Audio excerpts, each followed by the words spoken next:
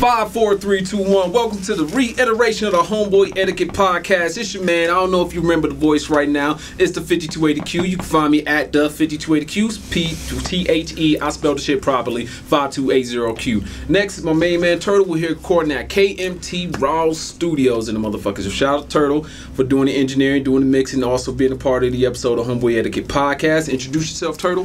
Hey, yo, well, I mean, he knows me as Turtle, but I actually go by Kenneth the Raw here online with KMT Production Studios. You can find me at KMT Productions on Twitter. You can find me at the same place on Instagram and on Facebook. I'm glad to be here on the podcast, and I'm going to move it over to our homeboy. Introduce yourself. How you doing, everyone? My name is Pedro. I'm one of the co-hosts. I'm coming back out of here from the East Coast. You know what I'm saying? It's good to be back in Aurora. And yeah, I'm just here to let this shit ride. Shit, I like how you just had to. I'm coming from the East Coast. I forgot the other part of the goddamn thing, but around. So anyway, damn, new iteration of the Homeboy Etiquette podcast. We originally started out. So for any fans out there, if you pick this back up again, y'all, I'd like to thank you for just waiting around for us. I'm sorry things got a little bit mixed up. Schedules got mixed, and the old crew split up, but we still Homeboy Etiquette in this motherfucker. So don't worry, you'll still hear back from the 52. Well, not the 50. You of course on the 58Q right here, but you're gonna hear back from my nigga 36B Wells. He goes by the real Blake Williams. So if you ever find him on the IG, send him some love, show him what's up, and don't forget, don't at me Reggie. You can't find me Reggie. Why are you even trying? Stop looking for me. He's still out there too. So if you ever find that motherfucker, show proof, and I'll send you like a cup or something shit, like a mug said I found Reggie. Like Where's Waldo, but just with Reggie's face. They both wear glasses, don't they? Where's Waldo in this bitch? On the back of find him on the back of a milk carton. Oh shit! That's right. All right, we ain't going that damn dark. Yeah, well, I mean, we just started. We're only like 45 seconds in. We're already getting the death and destruction, nigga. Like, what the hell? Got that East Coast in him. Just came over, bled into the mountains. Yeah, real shit. Something like that. I got the scars to prove it. My boy's on 1,000 already, man. Let's go. Anyway, we came in. We was like, yeah, we're gonna start this off. Like, yeah, you got a shot of tequila. Shout out Turtles. Turtle goes in. I think he's just gonna bring back a little shot glass like everybody else does. This motherfucker brings red plastic cups like he's part of Kevin Hart's crew. Yeah. And hey, that's how I drink out here. That's how I drink, man. 40% with tequila. Yeah, man. I mean, like, I'm not anticipating everybody just taking giant gulps of this stuff. I mean, like, this is just for some sip action as we get through the entire podcast. Make sure that everybody's energy is like really nice and like take the edge off. You know what I'm saying? Make sure everybody's a little relaxed. Roll your shoulders. Cool, calm, and collective. Pedro, how'd you feel when you saw that big ass cup of tequila? I was just like, yo, this is about to be one hell of a fucking podcast. Yeah. I feel like we going in. I was just like, oh, it's gonna be one of those kind of nights. Yeah. Like, word. I mean, we were probably gonna be talking about some really deep stuff. So like, I just want to make sure that everybody's actually getting a little bit honest with themselves. And what they say about alcohol, it always brings out the truth, anger, or. Well, there's one more that we'll talk about that later. I think somebody once said like it's the dark side. Like everybody has a dark side, and then alcohol doesn't. It reveals just that dark side, a part of you. That layers like onions. Yes. Like, just start peeling back the layers one by one by one. Yeah, legitimately, it lowers your inhibitions, and then all of a sudden, things you wouldn't normally say, you're singing like a bird, man. Like you're spilling your guts. All of a sudden, you found I just got in a car accident, I lost my job, and I lost my wife, and somebody shot my dog, and like it just all comes out. It all just comes out. Everything comes out. It was weird. I thought the worst part of that was a dog got shot. I mean, that's the only thing you won't recover from, right? Fuck no, man. Seen John Wick? Oh my God, yeah. I mean, like we have an entire movie franchise off a guy losing his dog, bro. He killed the whole goddamn world. Like that's just crazy. I totally relate, man. That was one of the worst days of my life when I had a black lab for about 10, 11 years. Wind up killing over in the backyard, dude. And we had to bury that nigga. Like I wound up going out to a party later that night and just like had a few chicks there, and one of them was being like a total asshole, and then like I literally like cussed her the fuck out because I snapped on her. Like I don't even know if she deserved it. Like she probably deserved it. No, she definitely did, because other people would be like looking at her all sideways and shit, and like what the fuck is her problem? And then so I had to say something like, yo, what the fuck is your problem? It's not like you're the pretty one here, dude. Ooh. Like chill, like. Like, talk about a shot to the gut. No, man. Like, see, yo, like, shout out to Kevin Samuels. I keep it 1,000 with these hoes, bro. Like, for real. Damn, just straight savage with this shit. Rolling with the crew savages. But anyway, so shit, drinking this big ass fucking gulp of tequila. So we called the podcast Homeboy Etiquette when we first started it. Ooh, Turtle, what do you think of when you think of the words Homeboy Etiquette? Homeboy Etiquette. I think the Homeboy, that's much better than Homeboy Podcast because etiquette is actually, it's basically like a set of rules for a state of being and carrying yourself in society. So I think that a lot of things that have been lost in this current generation, especially in terms of etiquette, is like a lot of guys don't have a code anymore. Like a lot, like you have like dirty macking, and you got like dudes who will literally tear down other dudes just to get some pussy and things like that. And like I'm not about that shit. There's certain lines you just don't cross as a man, and I think that those things are being disintegrated in today's society due to overwhelming simping and like the Instagram culture. Everybody trying to get a piece of something that ain't really even worth anything. Yeah, definitely. Like right now, I believe there's an epidemic called Cloudchasing. Oh my God! Cloud You said chasing. it. Yep. And basically, you know what I'm saying? It falls under the rule of homeboy etiquette. Like, listen, if that's your homeboy, that's your homeboy. You shouldn't have to throw your own boy under the bus for social points. Dude, like, if you're that, I'm sorry, I don't know. If you're that type, like, bro, just like don't even fuck with each other. Real Plain shit. and simple. Like, if you need, I'm saying, if you need to freaking step on someone to make to elevate yourself, and especially that someone you claim to be your friend, like you're literally just the worst type of person. Really? Yeah, I agree. Eminem made a song called Stepping Stone where he was talking about it's like the rise and fall of like D12 and whatever happened and after proof, and he was like, and like the hook is like, I never meant to use you all as my stepping stone. Eminem's cold for that. He brought his crew up with him at least. Yeah, he definitely did. And like, and I think that like at least like that that was him being honest and like kind of trying to atone for it by making that song, because especially when you're talking about the music industry, there are a lot of people that you're going to be stepping over. And one thing though is that like you have to have like you said, your crew. You have to have a strong network, as we were talking about before, of like-minded individuals, but everybody else is competition, and you will be stepping on some heads, man. Shit, competition is a good thing though. If you got a good crew, it's like whose crew? What's that shit about Biggie? What did he say? Whose crew is biggest? Some shit. What the fuck? His crew versus yours crew. It's like sky. It's from the Sky's the Limit damn track. I forgot how that lyric goes. If Matt was here, he'd be able to quote that shit. But yeah. But anyway, shit, Pedro. Well, I mean, like you said, like there's nothing wrong with competition because, like I believe, you know what I'm saying. Even amongst friends. Even amongst friends. I actually 100% agree with it because, like me and Shannon, you know what I'm saying. When we, you know, I like how you dropped the government. Yeah. He's my slave name, man. Hold on, time out. I mean, he said he's on some grown man shit. So. Well, yeah. Like you can either call me Shannon or my stage name is Kemet the Raw. Kemet the Raw. My fault. Or if you hear us, call him Turtle. Yeah. It's an old nickname that goes back a long time. Long story. Don't want to get into it. All right. But anyways, like you know, saying like we're not gonna get into that. But anyways, like how we were talking about.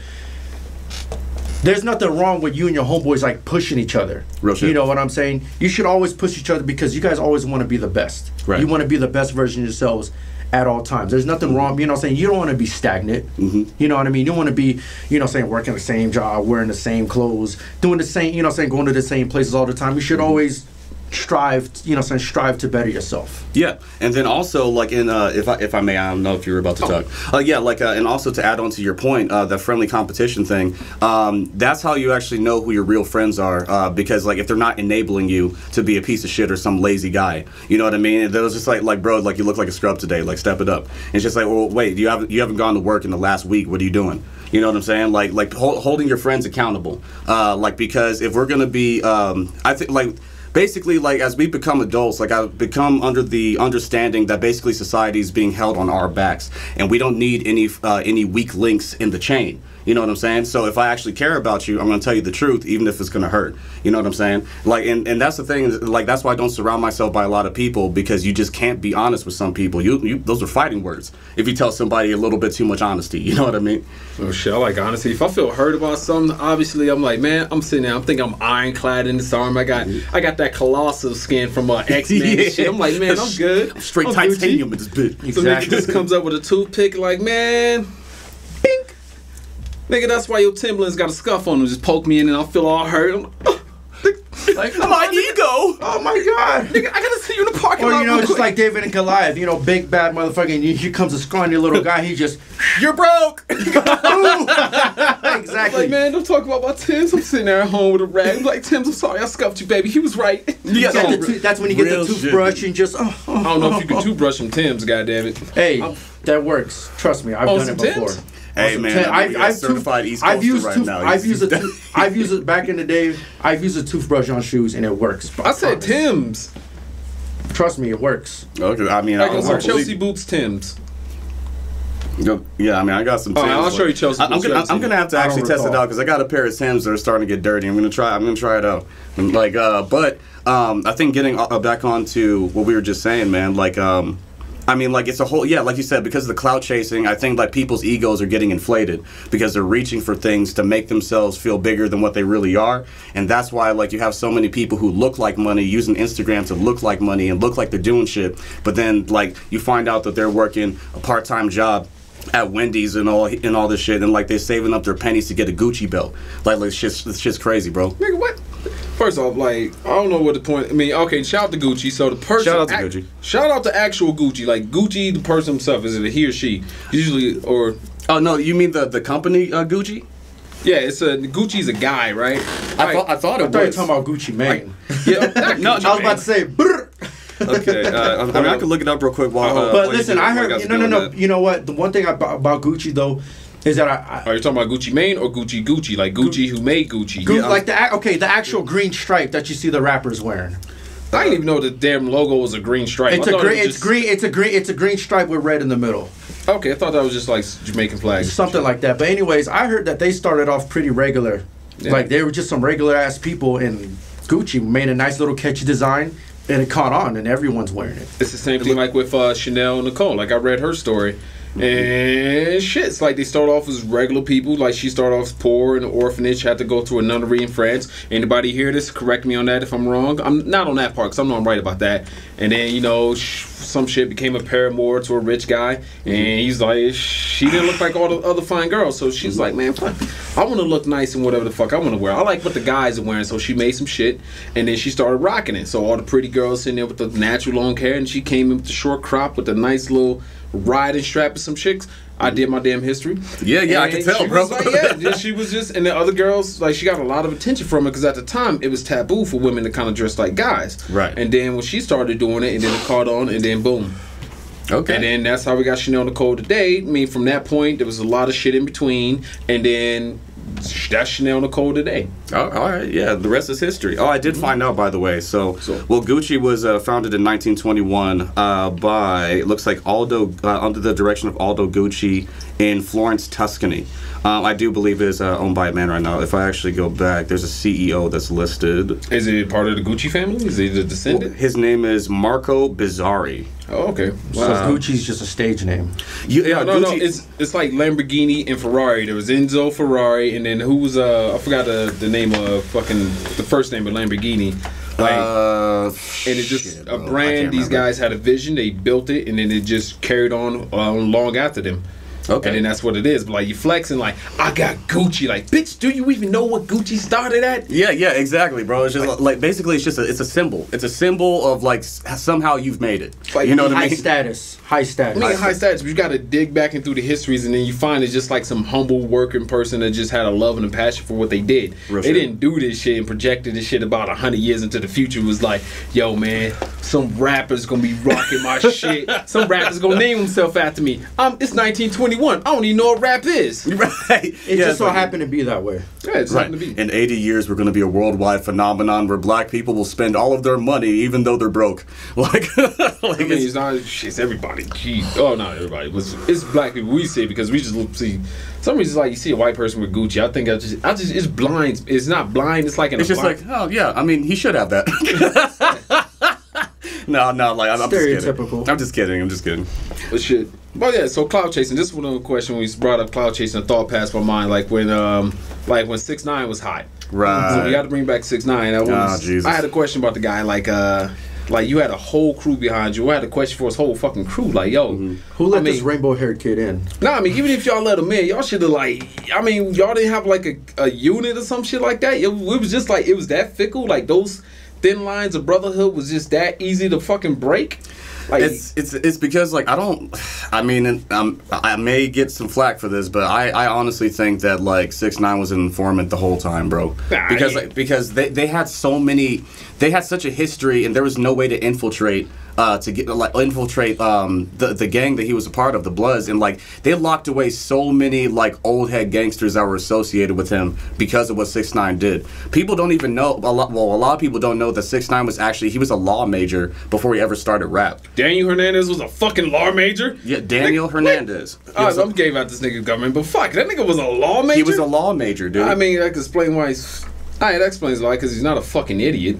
No, dude, like, and that's... He's a lot smarter than you think he is. Real shit. Never underestimate your opponent. I'd rather overrate my opponent than underestimate him. I mean, you got to think about it. When this guy came home for COVID, supposedly, and somebody found out where he was staying, and, like, put it on Twitter, like, immediately, like, SWAT teams, like, we're talking about, like, 15 cop cars showed up at the dude's house to relocate him because they knew that, like, the whole, like, witness protection shit, so, like, bro, like... Some Donnie Brasco shit. Think about like think about how many people that you've ever even heard about that from. Like some people, they'll be an informant to the FBI, and then they have to go into witness protection and all the type of shit. You never hear from them again. And like and this guy, he literally is a public face, and he literally gets the police straight up to his house within 5 minutes with a whole squad of cars, like 12, 15 cars to like try to escort him to his next spot that he can hide out at.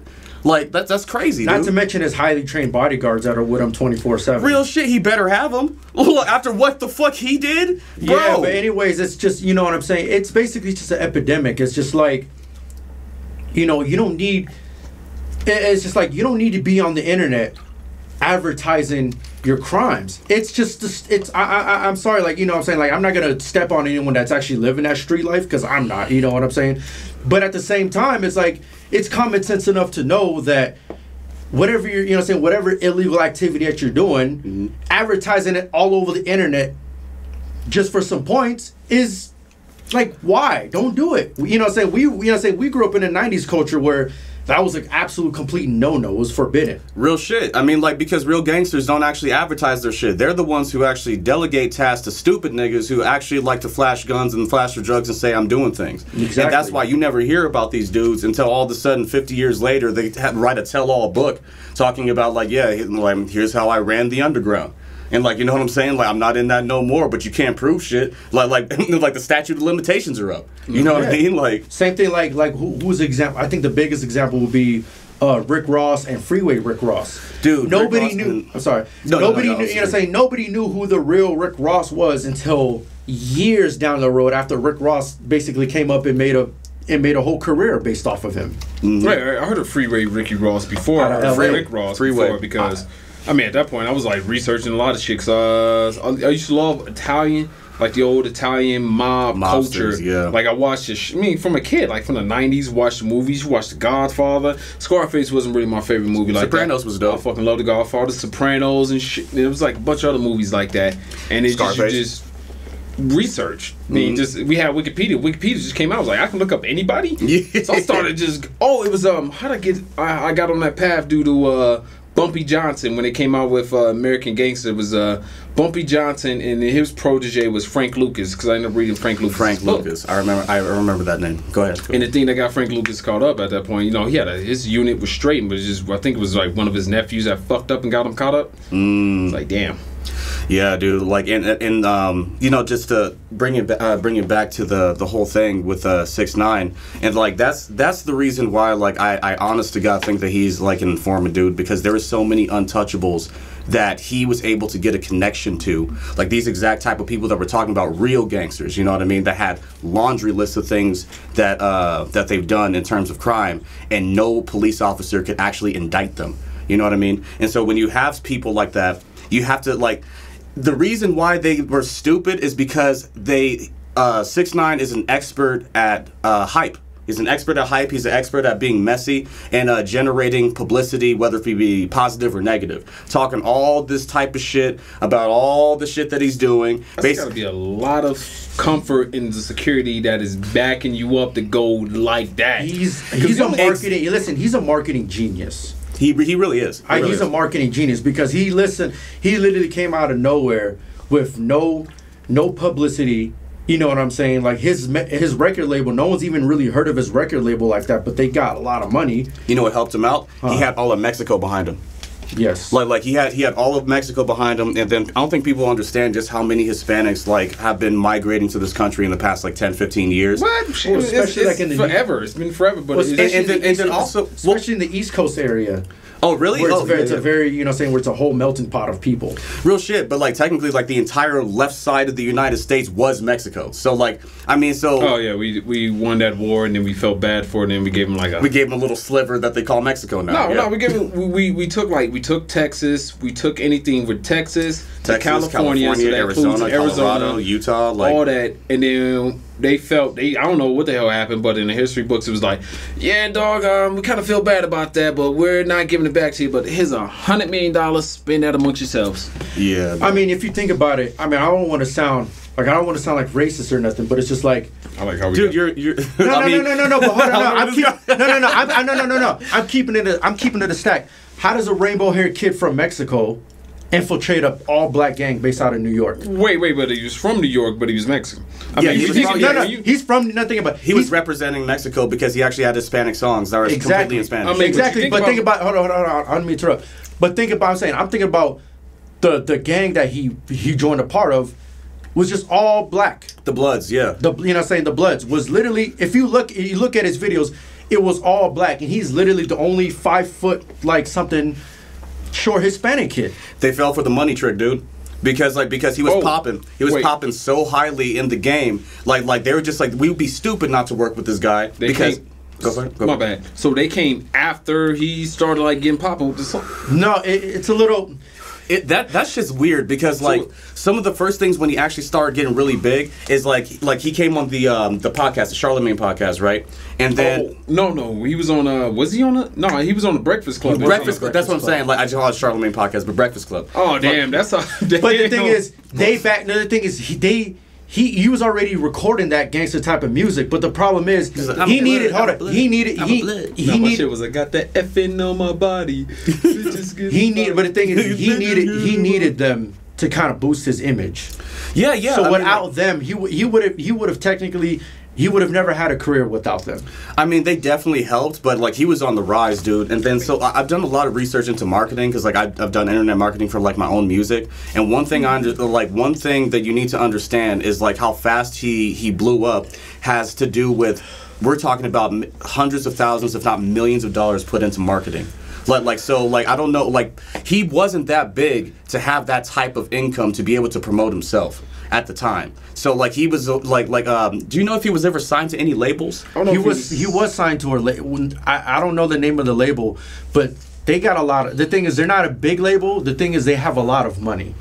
That's exactly what it takes, dude. Because like, dude, just like you got can a take, lot of money. Dude, like if you were to release a music video today and you put $10,000 into it, guaranteed you'd have over 3 million views. That's how powerful Facebook is. Well, allegedly, that first music video that he shot in Brooklyn, New York, it was allegedly actually a couple years old before it actually caught on.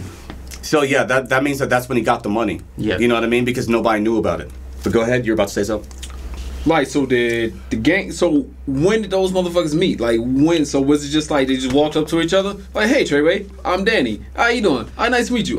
Here's some money. I'm part of your gang now, and we're gonna be best buds for now until, you guys fuck up. And yeah, I'm not. To be honest with you, that's what as far as to my knowledge, that's actually basically how you just broke it down. Like, that's basically how it started. Yeah, dude, because like I think that once he was popping, like once he first started to get the faint hints of fame and all that stuff, because he's doing shows and then he already needs security and all that type of shit just to be doing shows and big venues and things like that. I think that he probably just has some like connections to some people that were in that life. When you're in the music industry, you find a lot of people like that. There's a lot of gang activity associated with rap. You know what I mean? And so like music in general. So yeah, pretty much. Yeah. Music in general. Yeah, music in general. And really, like I think what it is that he got just one friend. He made one friend. I think that's all it really takes is someone to vouch for you. You know what I mean? And then he's bringing money to their operation because he's representing their set, and then that also gives them publicity. So they're looking at this as like a win-win. You know what I'm saying? They just didn't know what was about to fucking happen to them. They just didn't know that they didn't know that they were being secretly watched and recorded the whole time. They're also complicit in their own downfall in itself. But what I'm talking about is like, shit. so from that whole incident situation, like you gotta look at this guy and like from that whole situation, was not one of them people that ever got all those large numbers of years, was not one of them niggas ever your friend. When you sitting there, you in a hotel, does he not have his memories? He's just sitting there in his big ass mansion with whatever cars he got, whatever the fuck he's doing. You're sitting there. And at least at those moments in the dark quiet of the night when you got like a glass bottle, I don't know, maybe he got a bottle or a cup or some shit, and he's just hammering that shit, and he's just thinking about like, yeah, this one motherfucker, this other, and he's going through the memories of what was at sometimes like a legitimate friendship, it seemed like. And it's like, yeah, at this point, it's like, you go back in time, it's like, those my boys, those my niggas, we riding to this motherfucker, we having a good time, we wilding out, and it's like, it felt like a genuine friendship, brotherhood, and then when everything went down, when it's like, everything got destroyed. I mean, that has to have an effect on him like a mug. Well, I mean, like, I'm sure he had a few sleepless nights, but the reason why I don't think that I think it was a fake friendship from the beginning, dude, and here's why. Because as soon as he came back out releasing music and shit after the entire world knew what he did as a snitch and locked up these people, he went straight back to his same bullshit talking about all the gangster shit that he fucking does as though he never even left. So that nigga is two-faced as a motherfucker, bro. And he made his money and he did his fucking job for the US government. Kudos to this guy, but I still think that on a character level, he's a piece of shit, bro. I'm sorry. As a character, yeah, but I mean, in that case, does he have, am I wrong? Does he have a friendship like how Frank Lucas has a friendship with, no offense, I read the book, saw the movie, read the book, like the cop that caught Frank Lucas, he caught him, and then Frank Lucas got out, and then he caught him again on doing some shit, and then like he said, like in the movie or in the book, it was like they still had a kind of a relationship with each other. It's like the same way from the Catch Me If You Can movie with Leonardo DiCaprio and Tom Hanks in it, to where DiCaprio was a criminal, Tom Hanks finally caught him, and those two ended up having a friendship through the years. They had a like bond, that. yeah. It's like it could be something like that, but here's the thing: the fact that they were locked up for so long for so many things that they've been evading for so goddamn long. You think that you're gonna see him in the prison visiting this nigga, well, like pulling up the fucking line to line phone talking about like, hey bro, I mean you're my homie, but I had to do it to you. You know what I'm saying? Like I don't see that, bro. I don't see that shit happening. That shit like, never happened. Jesus Christ, to me, I'm like, nigga, what you mean you had to do it to me? What? Yeah, like it's just like, bro, I'm in here for the rest of my fucking life. I had a family. Like, if anything, you would do me a favor. My boys had families. You would do me a favor if you was really like you would do me a favor, come in here, sneak something in, and then take me out the goddamn game, because the rest of my life behind goddamn bars, I'd rather just throw me through the ocean. Just banished to completely scorned forever. Nigga, let me have my Killmonger scene from the end of Black Panther, man. Shit. It's a nice sunset. Face that. Like, no, it's the real shit. Yeah, fuck it. Let me go out with a blaze of glory. You know what I'm saying? And that's the fucking thing too, is that like I don't think like, okay, so like full disclosure, like I have like family members, close family members that have been in some shit like this, like some gang type shit, you know. And one thing that you have to understand is that there's a point of no return when it comes to this type of lifestyle. So these dudes are like racking up numbers in terms of crimes that they're committing, and this becomes a lifestyle. And they have to look over the shore for the rest of their lives. Not just for people like Tekashi, but for people in their own fucking turf. You know what I'm saying? Like people who are trying to make a move, a vertical move by taking you out, and then all of a sudden now they're running shit. You know what I'm saying? And so these people, yes, they did a lot of bad things, but at the same time, why did they start doing it? They were broke, they were helpless, maybe not educated, no support system, and then some OG comes over to them and says, hey, young blood, I can throw you some money, like you just gotta do this for me. And then you start doing drug runs, you know what I'm saying? And then like all of a sudden, like 5 years pass, and all of a sudden you got a couple bodies on your hands. It's crazy. I'm not gonna excuse what they did, but like at the same time, that's why people were still upset, is because these dudes, as bad as they were, they still had like support systems, families, and that blood money was actually supporting a lot of people that behind the scenes. You know what I mean? Like so that's one of the main reasons that people were upset about the whole situation. No, you know what? And you're absolutely right, because remember, you know, even last weekend, when, you know what I'm saying, when we was doing our thing, I got approached by an individual, you know, so I'm not going to say names, but I got approached by an individual that I just so happened to knew that I completely forgot about. And it's just like we just all happen to recognize each other. Like, hey, wait a minute, you're so and so from so and so. You know what I mean? Like, Right. yeah, I know you. And it's just like, wow, like that's you know what I'm That saying. shit follows you, bro. It follows me, and I was actually completely caught off guard that I was actually ran into him. It's That just could have like, been a fucking situation. Man. it could have been that situation could have went completely down south, and we just so happen to recognize each other. It's just like, you know what I'm saying? Because I know what he did, he knows what I did, and it's just kind of like, okay. Yeah. That was You know what? It's like, hey, That was a long time ago. It was like, look, it was a long time ago. Whatever happened. Like, yo, bro, hey, I'll see you later. Let's just part ways. And things like that, you know what I'm saying? Things like that will follow you. You know what I'm saying? Mind you, that was back when I was in high school back in the day. I was like, what, 15, 16? Here I am, grown man. Yeah. And it's things that This is past the statute of limitations. past the statute of limitations, but I'm still, you know what I'm saying, still reliving stuff like that. And it's just, you know what I mean? I Yeah, know the dude. feeling. I know the feeling. I was at the same joint. Some cats show up in there and they said something about something. It was like, I was like, holy shit, that's still around. I was like, hold on, it was like that. What was the word? Propagated. That's a fucking word. For it. Propagated for what? Like it came from a source, and then it was like I was there to see the source. I was there, I was not too close. I was just there, just walk by, like, oh shit, all right, whatever. And then all of a sudden, it just drops down. It drops down. It comes back years later. I'm like, ooh. I'm like, that shit survived. It's like, Jesus Christ, I didn't expect that. Yeah. Like, You know what they I'm say, like, what goes around comes around. I'm like, God. Yeah, life is cyclical, dude. Like, life is not linear, dude. It goes in fucking cycles, dude. Like, I just want to grab a motherfucker like, yo, dog. It doesn't have to be that way. Right. I feel like Chris Tucker in the kitchen with cockroaches, like, hey, dog, break it up. Yeah, break it up. I'm like, no. I'm like, yo. I'm like, shit. I'm like, Jesus. Like, yo, it's like oh man. I don't know, but like the homeboyness is, it was like I look at him now, I was like, man. And shit, if I ever became something, I'm like, yo, dog, I'm grabbing your ass. Get the fuck out of here. You ain't about to go down this road. I know your situation, know your past history.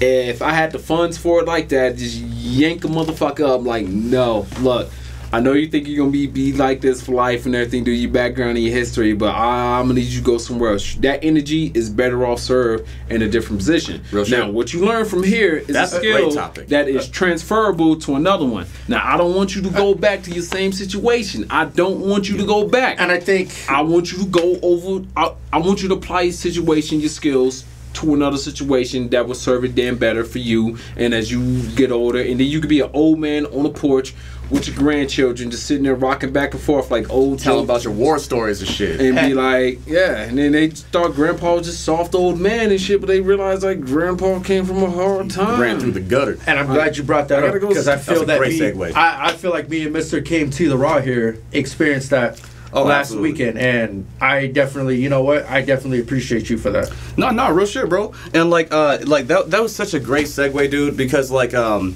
Bless you. Thank you. Oh yeah, bless you. Don't, man, keep telling the story. Fuck my yeah. C's. Yeah, my bad. nigga. Damn, that looked like a pretty No, intense I sneeze, thought bro. you were about to Like, explain I was about to back up, like, oh, this was what I thought I was about to get blown through this window, like. I was trying to avoid this interruption of the segment of the story. No, that's fine. So, it's that's why I was cool like- because we're getting pretty heavy right now. I know, but you gave us this big ass glass of fucking tequila. this shit is working, ain't it? Yeah. Oh shit! I can feel it now.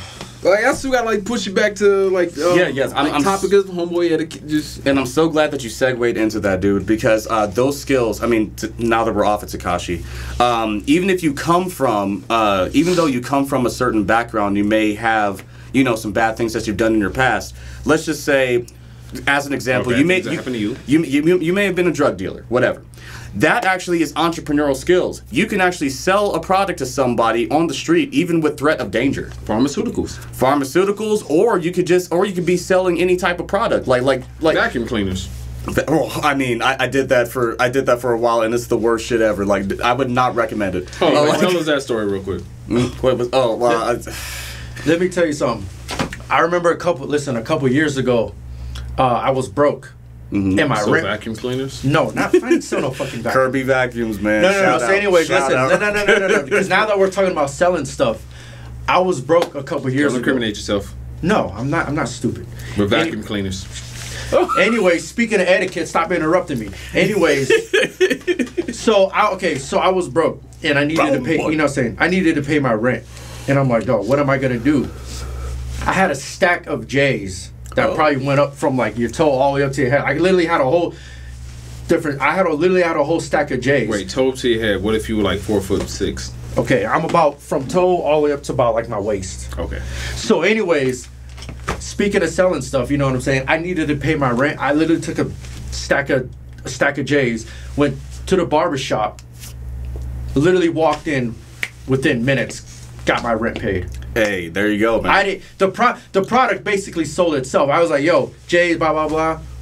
Bam! Instantly made like almost a whole stack within minutes. Dude, and like and also to get to the point that I think that you were trying to get to, like I think people need to be allowed to change.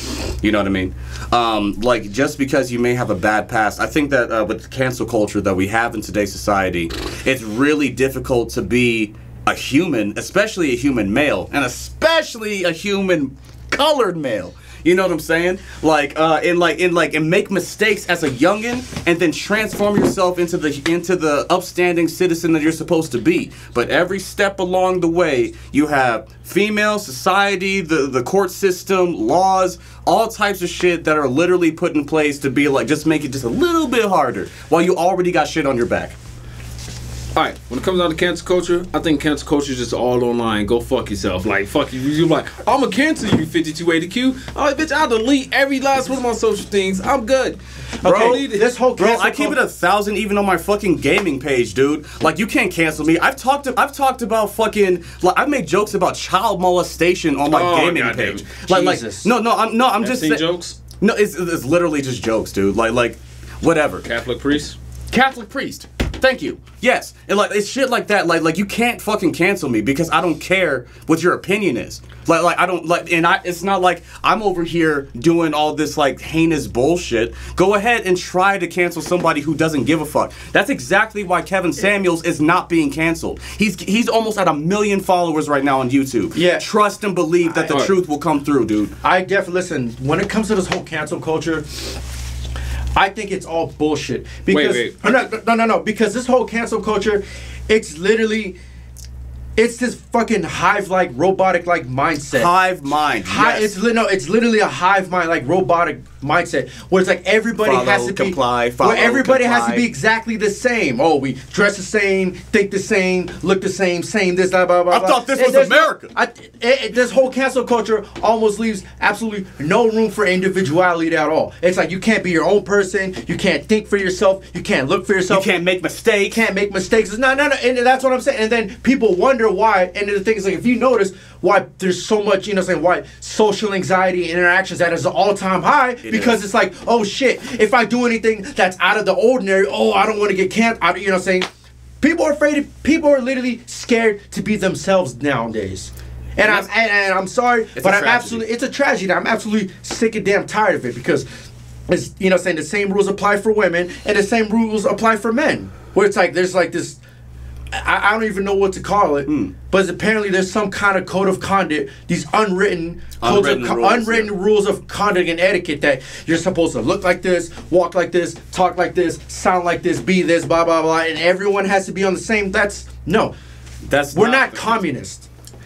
Dude, like even on a scientific level, that's unreasonable. It's unnatural and it's unhealthy. We okay, we're all in a spectrum of different colors, skin wise. We come from a spectrum of different. Nigga, how we not the same color? Oh, okay, never mind. No, we all have like slightly different colors. Never mind. Yeah, look at that. No, and see, look at that. We're slightly different shades, but different backgrounds, different parents. But look where we're at. Does that bother? Is anyone uncomfortable here? No. And like we can come together to agree on points of view, but the point is that we actually come from 3 separate places, 3 different mindsets, and can agree. Now, when we can agree and things can get done, that's great. That's fantastic. But at the same time, you're diminishing people's natural creativity and individuality, as Pedro just said, for this horse shit. What's the word? Status quo. a status quo that shouldn't even really exist. Like no, because no. He's absolutely right. Because think about it. If there was a status quo, if everybody's different, no. If everybody was the same, guess what? You wouldn't have Conor McGregor's. You wouldn't have LeBron James. Elon Musk. You wouldn't have Kobe Bryant. You wouldn't have, you know what I'm saying? Because those are all people who excelled in their careers, who did something different, challenged status quo, went against the grain, decided, oh, well, I'm not gonna be like everyone else. I'm not gonna be the same. I'm gonna be my own person. I'm gonna do what the fuck I want to do. And they took it and ran with it and did they believe in the equality and blah? Did they believe in all this? Oh, we're all the same and everyone's equal? Fuck no. I believe in the fuck no. Oh, goddamn it, sponsor. Yeah, go ahead, fuck no, they did it. Okay, we're gonna take LeBron James, remove him from category because LeBron James has proved it all based upon skill, talent and skill. McGregor followed Ali's blueprint. The blueprint was already laid for McGregor. So shout out to Conor McGregor because I watched the McGregor. Like he started off as just a guy in fucking Ireland fighting. His girl backed him up. Shout out to McGregor for being a real one. But you know who he is. Hold on. But you know who he is. Yeah, we know who he is. But hold on. Shout out to McGregor for being a goddamn real one. For he stuck with his original team throughout his whole goddamn career. From the time when he was just this little skinny kid before he had like the shaved sides and shit. He was in the crowds of UFC events. Yeah, that's how he got inspired. And he came in. Shout out to McGregor for not ditching his team. Hopefully, I'll get proved wrong on this one. So McGregor, you didn't ditch your old team. You came in, you rocked with him and everything. I mean, you followed the Ali blueprint. You did a good job in following that blueprint. It just Khabib was a fucking monster, and it's just that Dustin Poirier was not losing you a fucking second time. Cause dog, you knocked out legends. You knocked out. Who was it? You win some, you lose some. No, real Unless shit. you're Floyd Mayweather. Well, I mean, you have to go into his pre-career to see his losses, but but as a professional fighter, he needs to retire immediately. Fuck no, McGregor. You still got something. I mean Mayweather. Oh, Mayweather. He needs to stop. Shit. He needs to stop spending money. If he gets knocked out by fucking was it Jake Paul or Logan Paul? Which one is it? Jake Paul. The YouTuber, he's going to be doing a boxing match. His crew should be grabbing him like, look, his crew should be like, look, dog, look, you carried us this far. All that money, let us help you out. You carried us this far. Look, man, you carried us this far. Well, I appreciate all the money you ever spent on us, all the opportunities you ever gave to us, all the money you spent throughout your career and having us as your entourage, my nigga. But don't want to sound like a conspiracy theorist. You got to win this fight. And then you're done after this. We never letting you fight again. Canceling you. I will tackle your ass to the ground, lock you in the goddamn room. You was not doing this shit to fuck up your legacy in your goddamn lifetime. You ain't about to be the Undertaker losing to fucking Brock Lesnar and losing to a YouTuber. But the thing is, I think, like, not to sound like a conspiracy, but I think the whole world actually wants to see him lose for everybody. And I feel like that's why people bet. Hold up. I feel like the world actually wants to see Mayweather take a loss, and I feel like just like they did with Ali, dude, and it was fucking terrible. It was a tragedy. Are we talking about Larry Holmes? Like when I think it might have been. It was when he got beat bad, dude. It was Larry Holmes because his actual mental issues were starting to come through. He was just. His team tried to get him out of it, but he was determined. And like people want to see that happen to Mayweather, dude, because he talks shit, makes money, but he spends too much. He does, man. Like if you was his crew, you just had to assault Floyd or something like that. Like, yo, you did enough for us, dog. You made a shit ton of money. You took care of a lot of fucking people. Go. I mean, box. Go coach kids. Go find kids in a shitty community. Pick a shitty community in the United States, like somewhere. He does have multiple businesses and strip clubs that he owns. I mean, shit. Like I don't know. Go do something. Like you love boxing. Go teach what you love. Right. You should not be in this goddamn ring fighting this goddamn. I mean, no offense to Paul. No offense to Paul. He's good.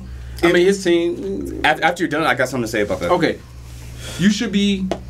If you my boy, you work all this goddamn hard for you. My thing is make sure you keep on your toes because you doing your shit. You providing enough to where my job is to make sure you on your shit. Right. And therefore, yo, stop. I gotta tackle you. Like, nah, man. After this, it's got to be a wrap. Yeah. Take the money, go into the sunset, go be a grandfather. Well, no, real shit. And then, to your point, what he could do, if he ends his career soon as an undefeated fighter, do you have any idea how much he could charge for boxing lessons, one-on-one boxing lessons, or teaching classes? It could be some retarded shit like $5,000, $10,000 an hour type shit. But even if he lost, he could still run those kind of. No. Like, it not the same as if he was undefeated for his whole career. Like, it would be. I don't even know. I think I'm underselling how much he could be charging for these types of lessons, dude. Just the fact that Jake Paul took his hat and pissed him off, I feel like he already. that was rigged. That was rigged. Fuck out of here. I don't know, bro. I feel like he already got under his skin. Fuck out of here. That sounds like theater. I thought it was WWE type That was shit, WWE shit all the way. I totally thought that's what it was. That was hella WWE. I think they were doing hype, bro. I think they're doing hype. And honestly, if there's no way he's gonna fucking lose to him. Like, if I'm being completely honest, he's just too polished of a fighter. He's going to. It's gonna be bad, bro. The only way he wait. listen. The only way he loses is if they bribe him to lose. Like, well, hey, listen. the length on his arms compared to Floyd Mayweather, like, he's got height on him and reach, so it's gonna be weight. And weight. So it's I mean, gonna be do hard. they got agreed upon weight to fight at? Even It can't be a catch weight, man. How many? Wait, what ounces of gloves are they using to fight? Fuck that. regulation is What weight are they 16, fighting 18 at? ounces. No, I'm sorry. I'm talking about the glove. What weight? first off, There's no assigned weight, dude, because he has like a whole foot on Floyd Mayweather in height. Fuck that There's shit. no Hold way. on. Run that back to who the fuck is Nate Robinson crew? Fire every last one of them motherfuckers. Fire every last one of them motherfuckers. Fire every one of them This is a motherfuckers. mismatch, but that's the whole thing, is that, like, that's why people were saying that's possible, because there's such a disparity in size. And so if Jake Paul doesn't knock Floyd Mayweather out, then Floyd will absolutely win on points. Yeah. He'll 1,000% win on points. But if he gets hit, but with one of those big meaty corn-fed hands, bro, like it. Dog. It's all like, if you are a professional boxing, everybody in professional boxing take that shit seriously. Now, if this podcast ever gets big enough, or maybe I hit it rich in this bet I got going on with the stock market, this one bet, and if I ever get that point, I will play Clarissa Shields like 80 grand to box Pedro, because Pedro outweighs her by a lot, but Clarissa Shields is a fucking technician. Technical fighter. Oh, she's good. Oh, she's good. And Technically, I box a girl. oh, Clarissa Shields? Yes. I will pay for it. That will be a part of my retirement. You might plan. get surprised, my dude. You don't know who Clarissa Shields is? Nah. I've heard of her, but technical fighters are dangerous, dude, No. because they understand the science She's a girl. behind body movement, dude. But she's undefeated. I might have to Google it, She's breaking Layla Ali's records. bro. She's whooping ass. Like, the girl she's whooped asses whooped some girls' asses like Jesus motherfucker. Christ! Like, damn, bro. I just boxed at the gym. Oh fuck. Oh shit! No, I am a she'll hit professional you fighter. up. Like my that. bad, my bad. Like, damn, bro. I'm not. My hands aren't. Oh, God. My hands aren't even registered. You trying to kill me, bro? Fuck no, my bad. He'll be looking like I a was thinking about it DBZ like that. character. I know, Getting beat right, up bro? by I'll Cell, be bro. you'll think I'm dancing fucking bachata. Or Yeah. something. She's beating you into a salsa. Like, I know, right? Doing the fucking Harlem shake. Just doing the fucking. Have you doing the Harlem shake? Like, damn, I'm not Neo dodging bullets. Oh. No. Alright. So that's what it's really like, yo. Train Like, boxing. damn, bro. Like, I you know what I'm saying? Like, yeah, I put in work to. I mean, I'm not acting like, I'm not gonna sit here and act like I'm Goku. I'm invincible. You know what I'm I'm not saying? about to hype your ass up. Like, you ever seen like the Brilliant Idiots podcast? They be hyping up fucking, who was it? The guy Wax from the Bully and the Beast podcast, Charlemagne's bodyguard. So they've been hyping him up to box. What was it, Logan Paul or Jake Paul? One of the Paul brothers. I think it's Jake Paul. Like, I think he's the one that's boxing. And then they're trying to hype him up to fight him, and Wax hasn't trained in a while. Jake this motherfucker is training every day. Like, Bro. I know what it's like to train every day. Yeah. I know what it's like to be out of sync and training Nate every Robinson day. got turned into a meme, bro. Yo. Your feet like laying both in the same direction while Oh. you're face down, bro. God. I went on Twitter and saw those memes and I was fucking dying. Everybody's He's fired. genetical, bro. He's like a modern day fucking Viking, bro. Everybody's fired. Everybody's fucking fired for that Nate Robinson shit. Dude, like, he was the one Everybody's talking fired. big shit, but he sees Jake Paul in the fucking gym training every single day to knock niggas out, Who bro. the fuck wasn't training Nate? That's my thing. Like nobody came up to Nate Robinson and said, "Hey, bro, do you want a personal trainer? Should we get somebody with your YouTube money to train you? Can we get Mike Tyson?" That was a set. Nah, bro. I got. Whoever said nah, bro. Whoever. Wait, I'll give you that one. They said, I'm sorry, bro. I feel bad for Nate Robinson. He got set up, bro. He was like a. He set himself up. He was bro. like no, bro. He was a sacrificial lamb. He set himself up. He set himself up, bro. Right, look, I know he ruined his own career because how the fuck are you gonna get into a ring with somebody who you just saw knock out somebody in a professional boxing match and then not train and then fight this nigga? He didn't. Wait, Nate didn't train? Dude, no, he wasn't training like Jake. That nigga didn't train? Did you see the fights? That nigga got pieced up. Bro, he bro. He didn't stand a chance. He was dancing bachata, bro. He didn't stand a chance. Yes, he got built. He got beat into a salsa, nigga. Like,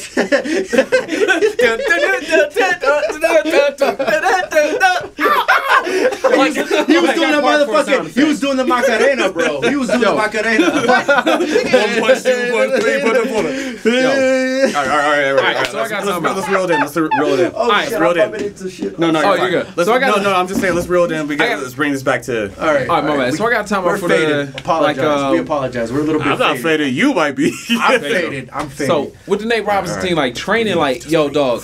Let me tell you how I took training when I started like training. I was up at UFC Longtree. And I was just training for there, and I was just like wanting to train, and eventually like maybe I just prove myself, get a fight, whatever the fuck. Anyway, situations happened. I moved to Brighton, and I couldn't keep coming back to Longtree from Brighton. Nigga, that's the longest fuck. I'm not that dedicated. There were no local gyms or anything like that? I mean, there was, but I was just working on long hours, and I got lazy. But anyway, so the point is, yesterday, so my old strength and conditioning coach from UFC Longtree. So if anybody looking for him, his name is Steven Jurink, like Jurinch. Steven Don't tell him I reference you, because I don't want to get a call say, "Hey, shout buddy, out. you going to train again?" It's like, fuck.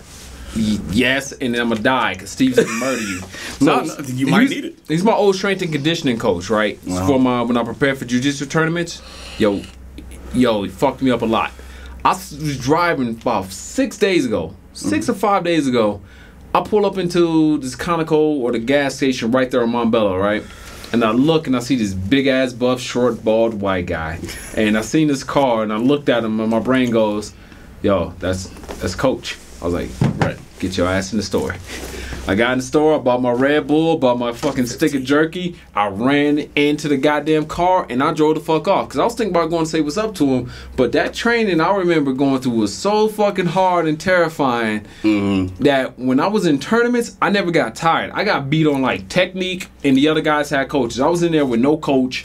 But otherwise that, I was like fine. It was like rumbling around for like your minutes. Stamina was crazy. Yeah. My stamina was fucking insane. That's how scary my strength and conditioning coach is. And no, I believe it. I love strength and conditioning. Yes. Like that was my favorite class. Well, my favorite gym class in high school because that shit will send you through the fucking roof. Regular weightlifting is fine, but strength and conditioning, like that's actually how I go at the gym, dude. I actually train in the strength and conditioning way because like I want applicable muscle, not just looking buff and cut type of shit. I want applicable muscle, applicable flexibility, applicable stamina. Things where like I know I can just move on a dime anytime I need it. Yeah. Like that shit turns you into a fucking machine. I agree. No, I agree. You're saying like when I was out on the East Coast, I went to Boston Greatest Fitness based out of Revere. I remember you. I seen the pictures. Boston Great, yeah. He came out of Revere.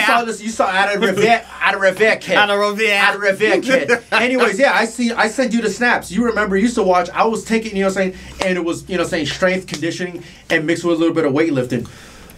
The most grueling training, you know what I'm saying, the most grueling training. Absolutely. It was the most grueling, painful training, but it got me in the best shape of my life. And then COVID hit. Bro. And then COVID hit, and then I just... You know what I did, bro? Like, dude, right before COVID hit, I was actually a fat motherfucker, bro. Because, like, I was still on the back end of recovering from a fucking injury where I couldn't work out for over a year. So, like, I literally, I was 25 pounds heavier than I am now. COVID started, I bought some resistance bands, started doing, like, calisthenics, got my fucking pull-up bar. Oh, I was trying to pull up on that, but I didn't want to break your frame. No, you're good. How much do you weigh? I think about 162. We're the same weight. My nigga, what's up? Yeah! Like, what are you talking about? 160's in the building! Y'all were both 162? Yeah. I float. No, you got to be way heavier than that, bro. No, I float between 160 and 163. Like, but you like. I feel fat as I had to earn my way to 160 club, nigga. In the mornings, I'm normally 159, but then I eat and water and shit. Damn, I'm like well above 200. And I'm like, damn, I want to get back down. I wish I was in 200, nigga. Shit. If I was 185, if I was 185, you want to switch? Right, no. You got to switch training programs. Let me give you one. Switch metabolism. Oh, wait. Let me give you one tip though. Yo, you know who should be? You know, you should look at Blair. Oh. All right, so I remember Blair. So me and Pedro met. We met in the Marine Corps. We were in the same unit. Yeah. And then that's how we met. Pedro looked at me, and he looked at me. Was like, "Nigga." And I looked at him, and I was like, "Nigga." No, you know what? I thought that he looked at you like, what the hard No. You know, I remember specifically. You know how it was? Because it was a barber shop. I first seen I remember specifically. I remember meeting him at the thing is we were in the same unit, but I saw him at they're shut down now. You know where the Burger King is? You know where Challengers and the Burger King is? Wait, there's a Burger King next to Challengers? I didn't know that. No. Okay. I'm sorry. Off of what was it? Was it Peoria and I live where Matt used to live at? Oh, Peoria and Mississippi. Peoria, Mississippi. Nigga, I stepped into that barbershop? No. There was a bar. There used to be a barbershop right down the street from there. Okay. And that, you know what I'm saying, that's the thing is, that's where you actually walked, I was sitting in the seat, and you walked in there, I just kind of like, all right. And then I remember seeing you at Buckley, and then that's when we were like, nigga. That's how it all started. That's how it all started. And I remember I was just like, wait a minute, you go to that, I was like, don't you go to that barbershop? And you was like, yeah. I'm like, yeah, cool. That's where I remember seeing you. All right. That's how I remember it. So it started off this way right now, since we started on the segment. No, you're good. How I remember meeting Pedro, I swear to God, I mean, the barbershop was just one part of it. It was just like seeing him in the unit. It was just, I was just walking around, running around, doing a bunch of shit, and I ran into fucking Pedro. And it's just like, you just take one look, you could be like, I was like, I know your type. Like, I know that guy. I know your type. It's just like, I looked at you like, wait a minute. Ding, ding, ding, ding, ding, ding. Yep, what's up?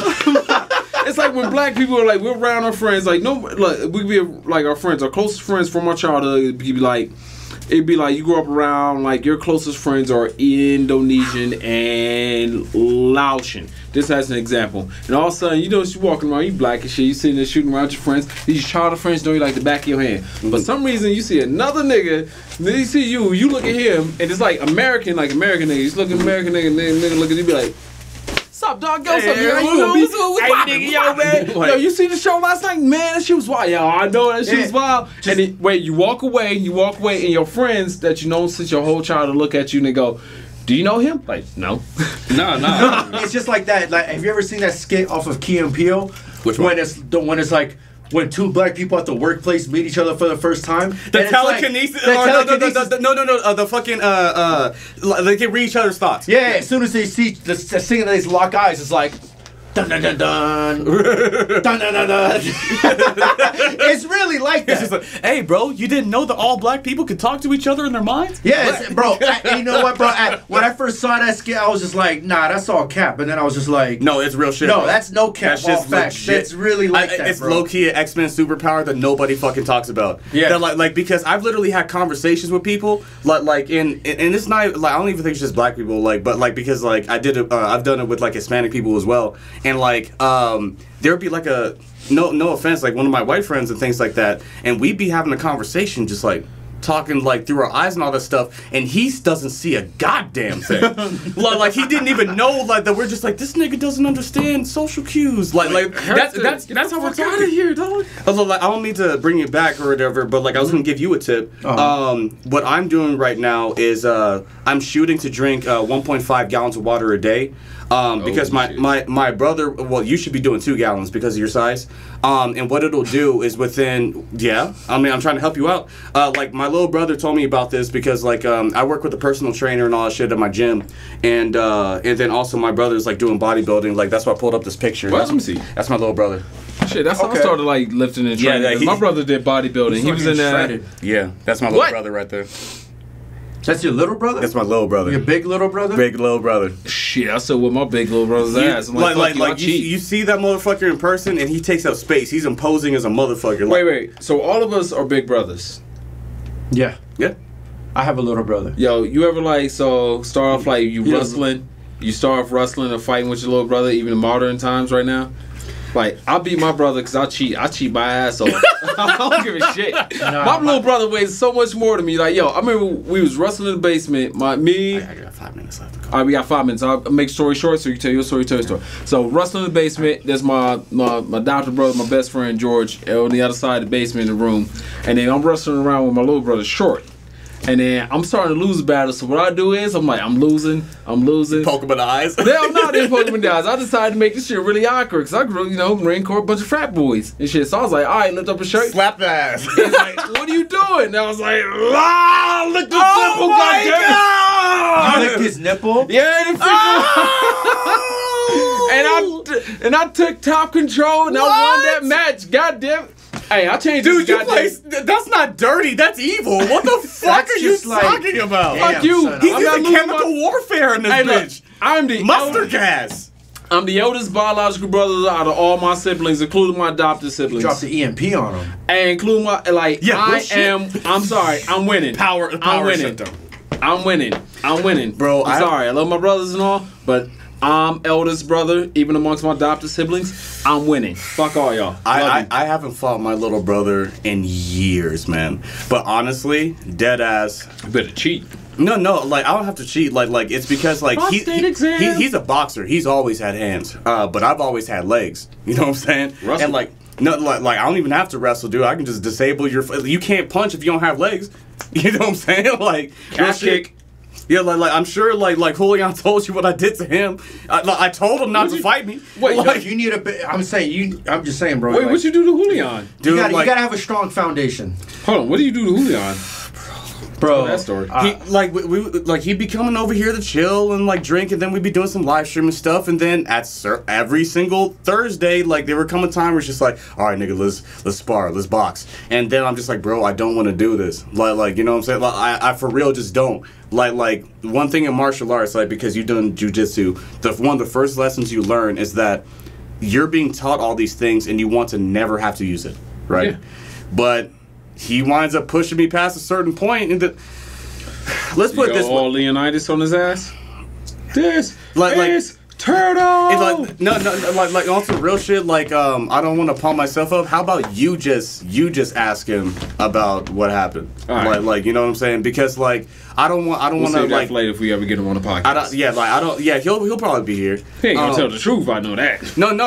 He will, because he will tell the truth. He tells people all the time. He told me. Yeah, and that's why I'm just like, bro, let's put it this way, dude. Even back in the day when we used to spar at the Axis apartments, I was already a pretty decent fighter. I'm a technical fighter as well. I'm all about defense, offense, and then looking at body, shoulders and hips to know what you're gonna do next, and then preparing counters and things like that. But I remember now that I'm bigger, we used to tear each other up. Right. Bro, we tore that, bro. Dude, we used to fuck each other up, bro. But now that I'm a much older and stronger individual, those skills come in fucking handy. And he was not. See, he was surprised the first time I beat his ass. And then he's like, is this the same turtle? And then 15, 20 times later, he was just like, okay, can you teach me shit? So I started teaching him what I learned. See, my background is in Chinese Kempo, Taekwondo, kickboxing, judo. Right? That's my background. I got several years in that. Boxing, karate, wrestling, jiu-jitsu. I actually got I don't know. Me, just boxing. Hood nigga tendencies. Boxing, hood nigga tendencies, and what they taught us in the military. But it's a mixture of all three. Just so you know, I'm not bullshitting. I didn't get my black belt, but I did get my brown. All right, you know what I'm saying? All right, Turtle showed his brown belt. Yeah. So run up on Turtle if you want. No, real shit. And like, I mean, not if you want. I mean, Test this gangster. I mean, don't do it. no, don't. Test this I'll shoot gangster. you. Fuck you. No, like on some real shit. Like just so you know, like I'm not full of shit. Nah, Turtle, I can see you're not full of shit. Man. Just, No, and like, you know what? How about you know? nigga, no, I'm not. Look, if we compete, we gotta go to the gym. Yeah, sure.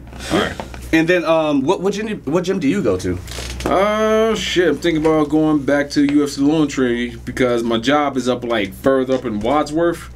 So on my way back, I'm thinking about I'm just gonna have to go back there to UFC Long Tree again and then see Steve. And I gotta go dive. Can I get a trial day or Hell something? yeah, you get a trial day. I would love to show people Steve. My strength and conditioning coach, that nigga was a shit. That Bro. motherfucker murdered the fuck out of me. I feel like when I show up, like I'm gonna be woefully unprepared, and then you're like, man. step in the ring, little nigga. Bro, I just walked in the door. No, this how it went. Like a little lamb, bro. This Like how a it little went. wounded lamb around a bunch of wolves. This The how it second you went. walk in the door, somebody just steals your ass. Like, like Like this how it went. It went to a one point like I'm exhausted, right? And Steve's like 45. I'm like I'm struggling. Steve's like, oh damn, right, bro. 45 again. I was like, bitch, what? And then like I still lifted it because you know Steve was right there. Like I lifted it. I pushed it through with effort. But Steve was like, bitch, you got more in the tank. Don't you ain't robbing me of this goddamn shit. You ain't stealing from me. I know you got more in the tank. Hold on, let me put more weight on that shit. Nah, you got more in the tank. I'm like, fuck. Yo, dog, it was, torture. Yo, it didn't stop me from drinking before training night, though. Bro, that's why you were hurting. God I'm a damn. glutton for fucking punishment because I was still doing it. Anyway, shout out to Steven Jurek right now. This is the recap of the episode. This is the re-evolution of Homeboy Etiquette podcast. And then, hopefully y'all, it's gonna be a sticking around. We're gonna be doing this for a fucking while. So anyway, I'm the main man at co-host 5280Q. Yo, this is Kenneth the Raw from KMT Productions. Thanks everybody for coming through. What's up? I'm Pedro. I'll let you know when I come up with a nickname. Nigga, you don't got No, an he Instagram? already got a nickname. You decided on that shit a couple weeks ago. I thought it was Dro. Damien. This is Bro, Dro. that's yeah, Damien. No. Damien. Oh, wait, no. No, we got to go to the No, classic. I We think got to we go gotta to go- classic. I Dro.p. Dro.p. Drop. Drop. Remember, I like Damien though. That Damien? was He Okay, likes we got Damien. Damien in this bitch, Phil. Damien. We got Yo, Damien it's in this Damien in this bitch. Yeah, real shit. Yeah. There you go. I'm glad I like you Dro, reminded. but he like yo. I don't like. know. I remember Dro, man. Dro was a. I remember Dro's tight, bro. Like I like Dro. But bro, that's a high school like nickname. Oh, okay. Hey, No. look. So this is the new. No, it's just a notebook. It's a notebook. It ain't a goddamn ghost to vote because for you got Dro. a cup there. It's empty. I hope it was a ghost. I believe you. It's empty. But anyway, this is the Homeboy Etiquette podcast. Thanks you for listening right now. It's a reboot. We're going to get back to you next week on a weekly basis. And, much love to all of y'all. So, find out, Homeboy Etiquette. Peace. All right. Peace.